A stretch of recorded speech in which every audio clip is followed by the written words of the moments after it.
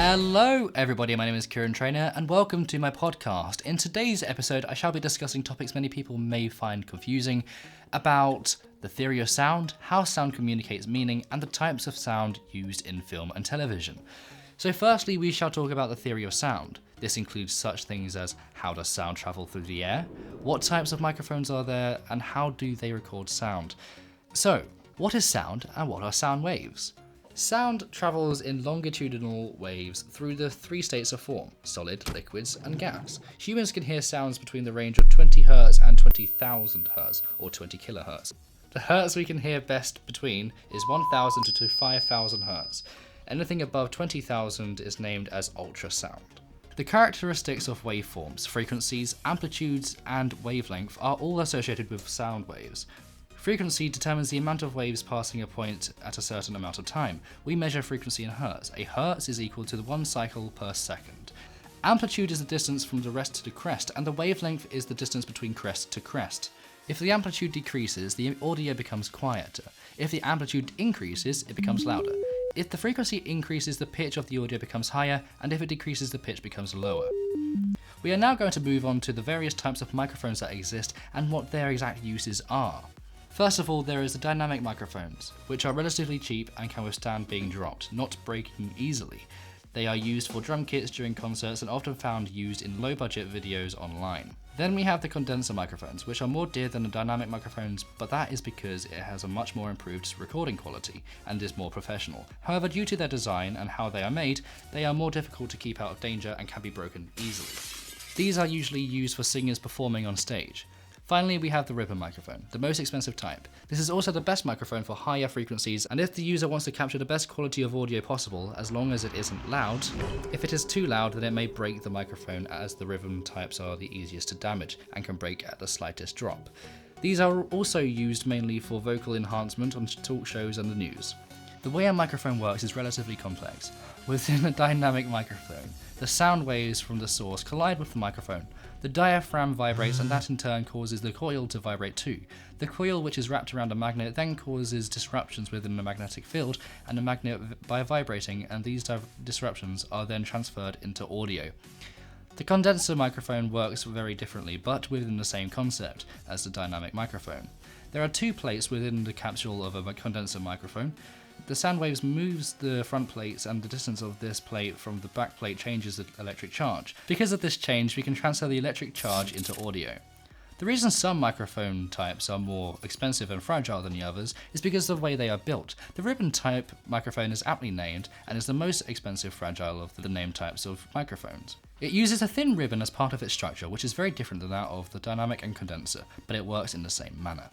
Here's where it begins to get a tad more complex, but sit tight and do not worry, it's fun. Polar patterns, what are they? They are graphs that show how sensitive a microphone is to sound at different angles around the capsule.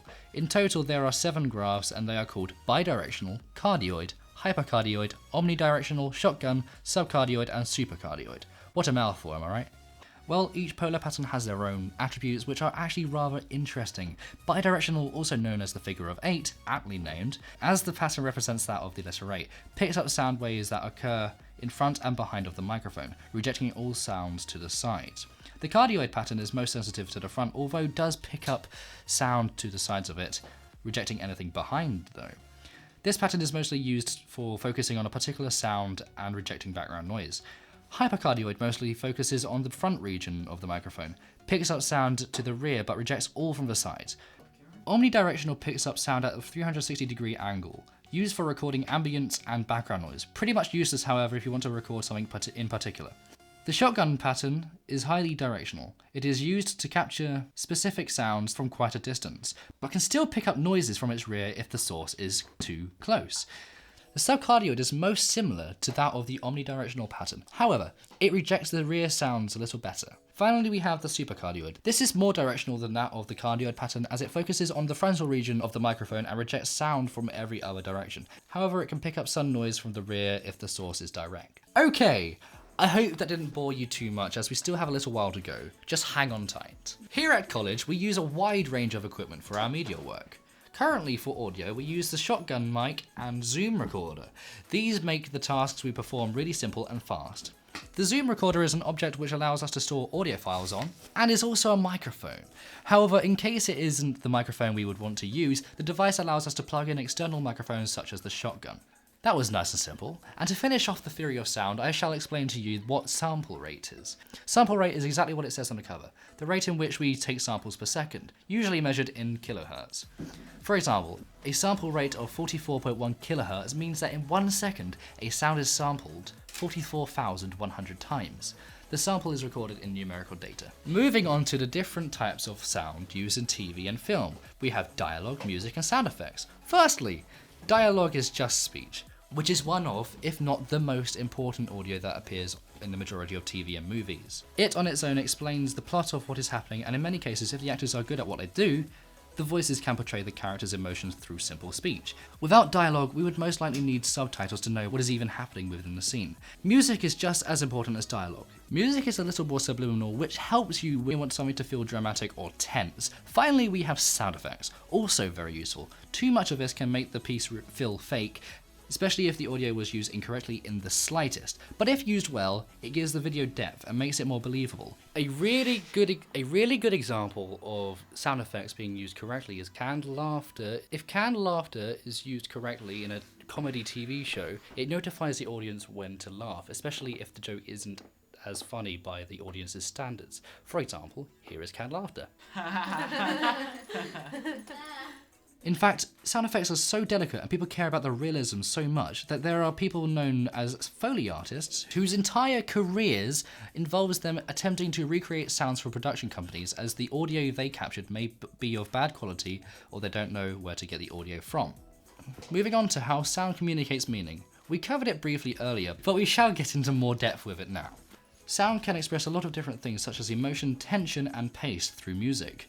For emotion, it depends on the tone and speed of the music. If it's fast and upbeat, it's usually associated with action and horror. If it's slow and sounds deep, that'll be used for a sad moment within the show or film to cause tension. The music will slowly increase its gain, even if they don't know it. If they realize what the music is doing, then that ruins its whole purpose. Music is also an indicator. If it's quiet, then suddenly ambient music begins, we are notified that something is about to happen. That's one simple way of getting a message sent across. One of the key things that music and sound effects allow us to do is for us to know whether or not a character is good or evil. If you want to portray someone as strong and evil, you would have loud and menacing music play whenever the scene has him in it. At least to begin with. Whenever or if they are in a fight scene, their attacks will be more loud and prominent. The sound effects will make it seem much more impressive than it actually is, just so the character can look much better. Without the sound effects, the character probably doesn't seem all that much. If it's someone on the receiving end of the attack, portrayed as weaker, the sound effects will either be quieter or non-existent. This is a simple way for the creators to help you establish which character is what. And that is it. Thank you ever so much for listening to my podcast. I hope you enjoyed it as much as I did, and that you gained a lot of information from this. Until next time.